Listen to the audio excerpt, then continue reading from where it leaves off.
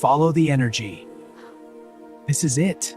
This is how matter sings, and your brain already knows.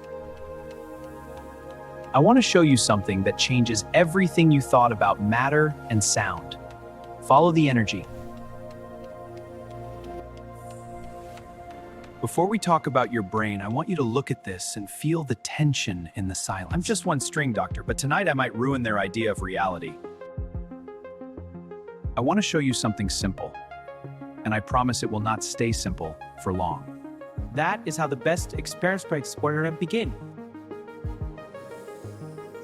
This is a string, just metal, ordinary. That's always the disguise, Doctor. The universe loves to hide its biggest secrets inside boring things. The moment it vibrates, it stops being just metal. It becomes sound. Same object, new motion, completely new identity. Every particle you thought was a point may actually be a vibrating thread of energy. Different vibration, different particle, same tiny instrument, different cosmic note. If matter is music at the smallest scale, then your body is not solid silence, it is organized.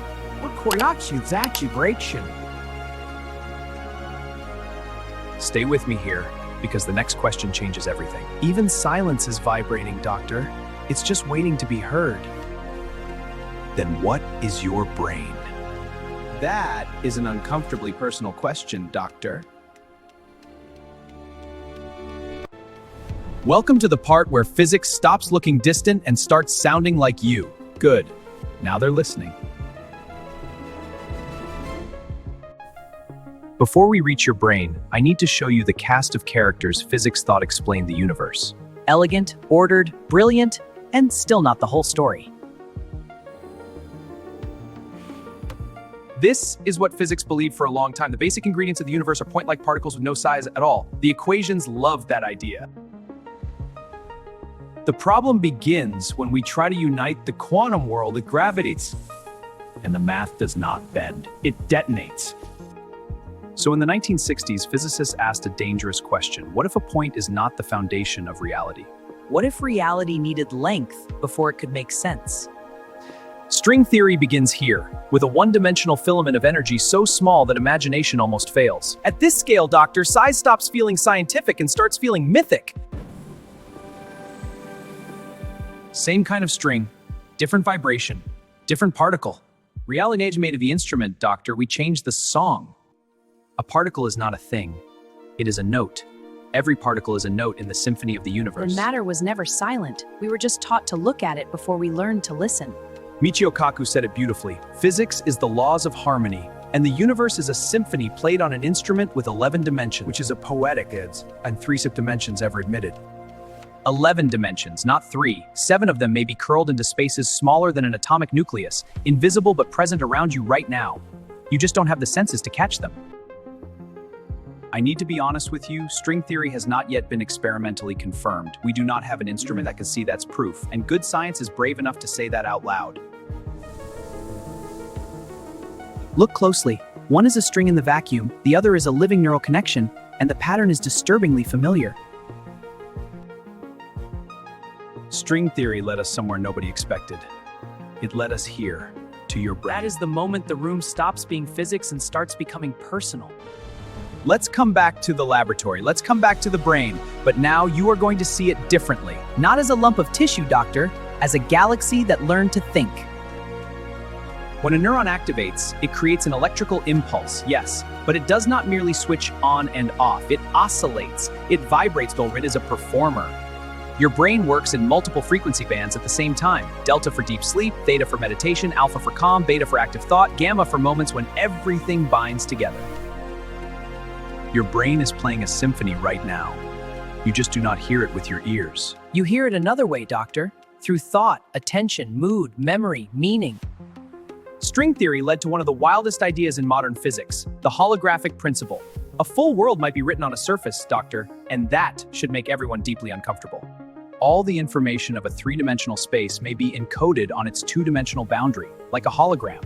Nothing vanished, Doctor. It only changed where the universe keeps the instructions. Neurobiologist Carl Pribram and physicist David Bohm asked a radical question. What if the brain also works like a hologram? What if your mind is a synapse you code in structure?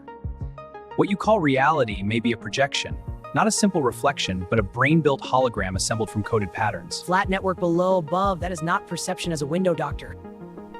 And this is where we enter the hottest zone, the most controversial, the most disputed, and the most intriguing part of the story. This is the part where the room gets quieter, doctor, because the idea gets more dangerous. Roger Penrose and Stuart Hameroff proposed something radical. Consciousness may involve quantum effects, and microtubules inside neurons may behave like quantum computers. Imagine it. Superposition, entanglement, the same phenomena at the heart of modern quantum theory. Widely Christian classical. Most neuroscientists are skeptical for a reason. Quantum effects are extraordinarily fragile, and a warm, wet brain is a brutal place to keep them alive. But in 2014, biologists found evidence of quantum coherence in photosynthesis, in living systems at room temperature. Nature got there first, doctor, while we argue these were already doing quantum tricks in daylight. Life has learned to protect quantum effects from heat, so the real question is simple. Could the brain have learned that too? That is the kind of question that does not leave a room once you ask it. But let me tell you something more direct. Not hypotheses, facts. The brain runs on resonance. This is where speculations, doctor, and measured rhythm begins. Neurons synchronize. In moments of understanding, gamma waves align across the brain. Separate regions begin oscillating together, and that unified rhythm is what consciousness looks like. String theory says everything is vibrating strings in resonance. Neuroscience says consciousness is in neurons on two scasms. The universe organizes itself through resonance. Your brain organizes itself through resonance. The same pattern rules the largest scale and the most intimate one, doctor. Coincidence starts to look lazy. If this fascinates you as much as it fascinates me, tap like right now. It helps these ideas travel. And tell you in the thought of your brain as a music I tell people. Nature seems to reuse the same set of principles across every scale we can imagine. From the smallest trembling filament to the largest web of galaxies, the universe keeps rhyming with itself. And that language, the one nature keeps using, is musical. Not decorative music, doctor, structural music. The kind the universe seems to think in. And now we come to the real turn. The reason I wanted to make this episode in the first place. This is the moment the laboratory stops being a room, doctor, and becomes a doorway. String theory says reality has at least 11 dimensions. We perceive only 3. Which means the world you experience is not false, doctor, just radically incomplete. Michio Kaku once suggested that the mind may be like a small bubble on the surface of a much larger reality, but one that affects us constantly. Your brain sees a 3-dimensional world, but it lives inside an 11-dimensional one. That sentence should make everyone sit down, doctor. And here's the most radical turn of all. What if consciousness is not the product of computation? What if consciousness is quantum collapse? Fits the stage. Quantum superposition means the particle is everywhere at once. Then an observer looks, collapse. One place, one outcome. On the Tarek moment, could that moment be the shape of consciousness itself? If Penrose is right, then every moment of conscious experience is a quantum collapse. You are literally a measuring instrument of the outside, doctor, helping lock it into form from the inside. In quantum mechanics, the observer changes the outcome. Just by looking, you alter its behavior. With no watcher, I spread like possibility. With a watcher, I behave like a decision. And if you are the observer at the quantum level, then every time you look at the world, you participate, in some sense, in making reality definite. String theory says the universe is a symphony. Every particle is a note. The laws of physics are harmony. Space-time is the instrument. Then the cosmos is not merely expanding, doctor, it is performing. Neuroscience says your brain is a symphony. Each neuron is a note. Consciousness is harmony. The body is the instrument. Different frequencies, one performance, and somehow that becomes a self. This is not just a beautiful metaphor. It is one principle showing up at 2 scales. Resonance as the basis of how reality organizes itself. Stay here with that for a moment. The loudest idea in the room right now is the one nobody is rushing to explain. Maybe you are the place where the universe hears itself. That is not a sentence you forget, doctor. That is one you carry home. Subscribe if you want the continuation. Next week, we are going to talk about something that will change the way you think about your brain all over. This far, doctor. You are not leaving them at the edge of the cliff without the next chapter. When you learn something new, your neural connections literally change their frequency. Synaptic patterns reorganize. Your brain is a living instrument being retuned. This is neuroplasticity. Learning adds structure, and structure changes what the brain can play. The instrument is not fixed, doctor. It grows new strings while you live. When you meditate, you consciously change the frequency of your brain waves, alpha, theta. You are tuning the instrument, literally. Not escaping the brain, doctor, tuning it on purpose. When you listen to music, your brain waves synchronize with rhythm, neural entrainment. Music is external resonance reshaping internal resonance. It negotiates with the nervous system. That is why music affects us so powerfully. It is not just sound, it is direct intervention in the inner symphony of your brain. Not background decoration, doctor, active influence. That is why deep breathing, nature, and silence work. This is not just psychology, it is physics. You are literally your change Maldacena remembers how to soften. Now you can see why people say music education makes children smarter. It is true, but not for most doctor. It is cross-training for the brain's entire orchestra. Compare the two. The trained musical brain does not merely know more songs, it becomes structurally different. Practice does not just improve performance, doctor, it remodels the instrument. When you practice music, you are not just playing notes. You are physically rebuilding the architecture of your brain. You are adding new strings. That feels structing. And here is the beautiful part. Complex learning does the same thing. Language, skidats, during new stay miracle, doctor, the brain keeps upgrading its own orchestra. Your brain is not a fixed instrument. It is alive. It changes every day, every time you learn something new. It does not wait for permission, doctor. It rewrites itself while you live. Even sleep is musical. While you sleep, the brain replays the day, consolidates memory, and rehearses what matters. It is literally a night rehearse, doctor. The brain calls it practice after hours. When musicians sleep badly before a performance, they lose technique. Not because they are simply tired, because the night rehearsed less when the sleeping brain had no time to practice, doctor. Your brain is a symphony that rehearses every night. And it gets better every day if you give it the right material. Good input becomes rehearsal, doctor. Rehearsal becomes structure. Structure becomes ability.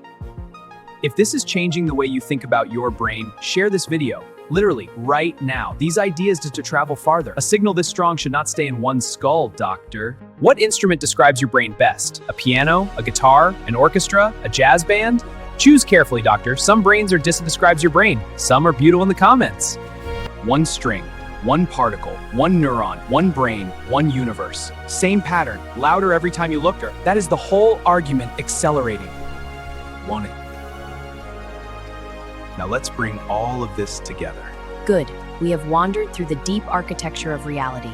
Now give it one shape they cannot forget. String theory says everything is made of vibrating threads of energy. Each particle is a note. The laws of physics are harmony. The biggest story in the room still begins with one trembling string, doctor. Neuroscience says the brain works through neural resonance. Consciousness is synchronization. Thought is a shift in frequency. The brain does not only process, doctor, it tunes. The connection is not proven, but it rests on a principle too fundamental to dismiss as coincidence. Resonance organizes reality at every level. No proof yet, doctor. And here is what is certain. Right now, while you are watching this, a symphony of 86 billion neurons is playing inside your head. That number is too large to feel until you see it glowing. Not one of those symphonies sounds exactly like another. No one on Earth has the same one. Same species, doctor. Same biology. No duplicate score. Your symphony is one of a kind.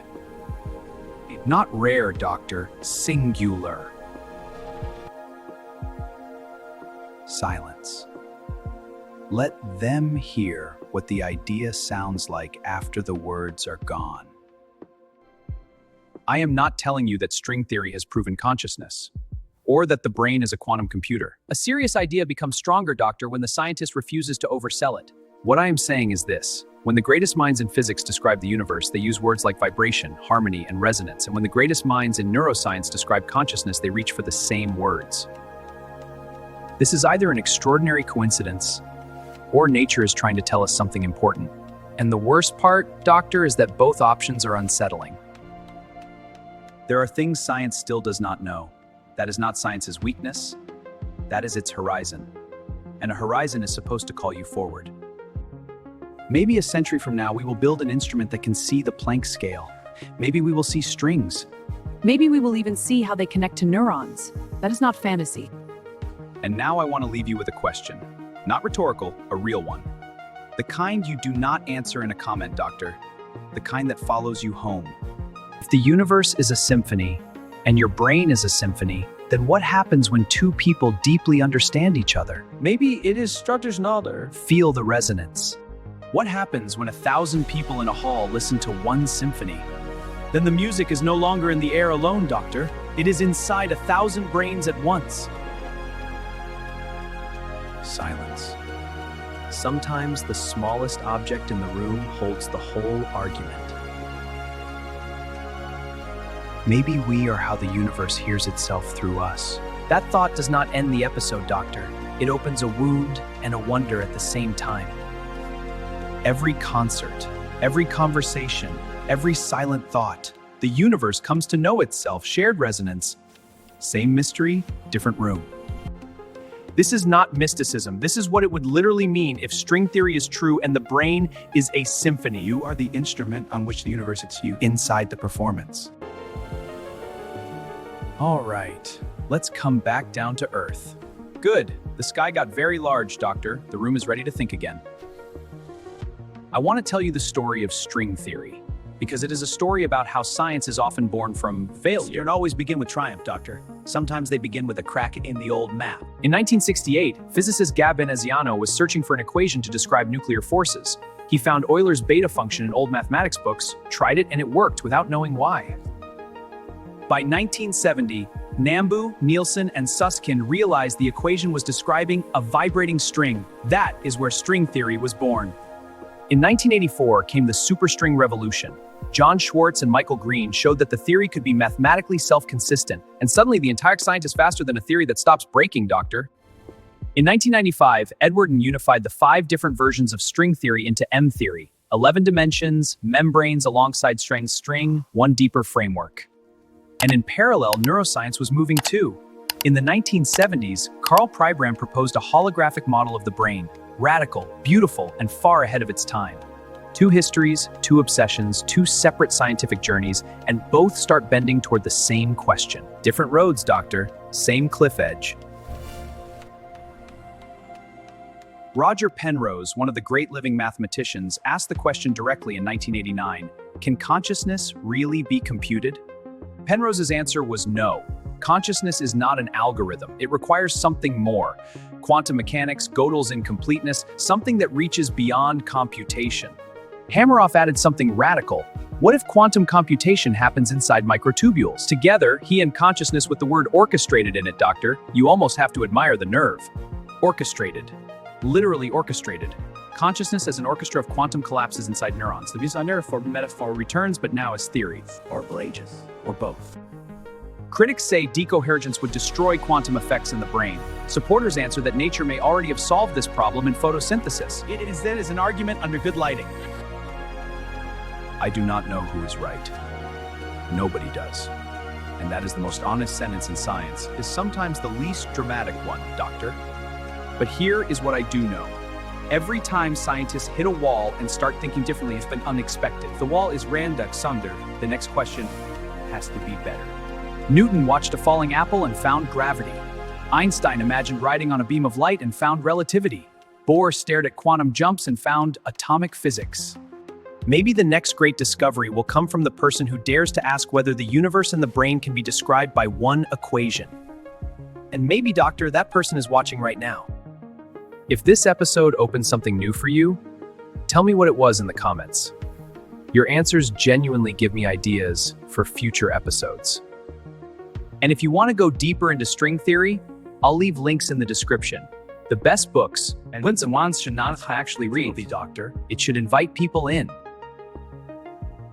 This string was lying on my desk when I started imagining this episode. Sometimes the answers hide inside the simplest things.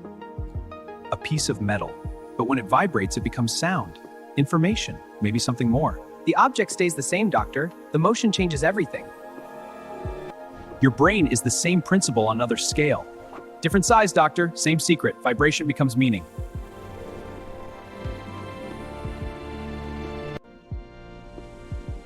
And the universe is the same principle at the largest scale. From metal string to neural string to cosmic string, Doctor, reality keeps repeating its favorite move. Silence. The episode began here, Doctor. It knows how to end here too.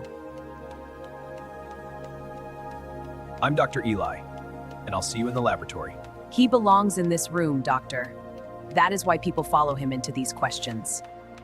Next week, we go deeper. We're going to talk about what happens to the symphony of your brain when you fall in love, the neurochemistry of love, and why it sounds the way it sounds. Same brain, Doctor, very different music. Oh, one more thing. For the people who want to go deeper, The real enthusiasts never leave at the first ending, Doctor. There is a phenomenon sometimes called neural entanglement. Not quantum entanglement, but something similar in spirit. Neurons in distant parts of the brain can synchronize almost instantly across space. Same beat. the mechanism is not the same as quantum entanglement, but the principle is similar. Distant parts of the brain may coordinate faster than ordinary signaling alone would seem to allow. But definitely not boring. How? Possibly through astrocytes, brain cells that were long treated as mere support cells, but now look more like coordinators helping neurons synchronize. Doctor may have been running the timing all along. Your brain is far more complex than you think, by orders of magnitude. And every year we uncover another layer. Every answer opens a basement, Doctor. There is another connection between string theory and neuroscience that people rarely talk about. The holographic principle in its sharpest form. Maldacena's ADS-CFTality itself start feeling negotiable. In simple terms, it suggests that quantum gravity in a three-dimensional space can be equivalent to a quantum field theory on a two-dimensional boundary. One dimension seems to disappear. And neuroscientists began asking, what if the brain works the same way? What if it stores a three-dimensional reality as two-dimensional information, then projects it? The cortex is a two-dimensional surface, folded to pack in more area. Surface matters more than volume. In that sense, two-dimensionality comes first. But its intelligence may be written on a sheet. Coincidence? Maybe, but once the holographic principle meets the cortex, it stops looking like a simple coincidence. Two surfaces, Doctor, two scales, one unnerving resemblance. There is another idea called quantum Darwinism. Wojciech Zurek proposed that in the quantum world, the information that survives is the information that can copy itself into the environment. Classical reality may be what survives quantum Darwinism, what managed to print itself into countless surrounding photons, what became objective by being copied again and again. It wins. And again, the analogy appears in the brain. A memory becomes long-term only when it spreads through neural networks, gets copied many times, and survives selection. Quantum Darwinism and neural Darwinism. One principle again, information survives by being copied and spread. Different substrate, Doctor, same ruthless elegance. I think nature is remarkably economical. It uses a limited vocabulary. Resonance, holography, Darwinism collapse again and again at every level. A small dictionary, Doctor. An enormous universe. And this is either the deepest principle science has ever found, or the most beautiful coincidence in history. Either way, it takes the breath away. The last thing I want to show you concerns the large-scale structure of the universe. This is the part where cosmology starts getting uncomfortably familiar, Doctor. Look at them long enough, and the comparison stops feeling metaphorical. Cosmic web on one side, neural web know which is which. The large-scale structure of the universe and the neural network of the brain have the same kind of structure, not metaphorically, statistically. A 2017 study suggested they follow the same laws of self-organizations. Neuroscientist Franco Vazza and astrophysicist Alberto Faletti compared the two networks and found nearly identical complexity parameters, naming instant direction for both. Why does this happen? Nobody knows. But the question is open, and that is the best possible state for science. A closed question ends the journey, Doctor. An open one keeps discovery alive. Maybe the same laws of self-organization operate across all scales. Maybe the universe is fractal, one pattern repeating everywhere, but elaborates on one theme. And if that is true, then your brain is not merely part of the universe. It is a smaller copy of its structure. Not outside the cosmos, Doctor, folded version of it. Carry this with you, not as a fact, as a question, because questions are where everything begins. Answers close doors, Doctor. Good questions build laboratories. You are the symphony of the universe, asking itself what it is. That is the most strangest thing, fact, Doctor, is that it might be true. One last note. And then the room remembers how to be silent. Subscribe if you want these questions to keep finding you every week. Like this episode if it changed the way you think about reality. And most importantly, share it with someone who needs to hear it. Next week, the neurochemistry of love, dopamine, oxytocin, and why falling in love literally changes the frequency of your brain. I'll see you in the lab. Follow the signal and keep listening.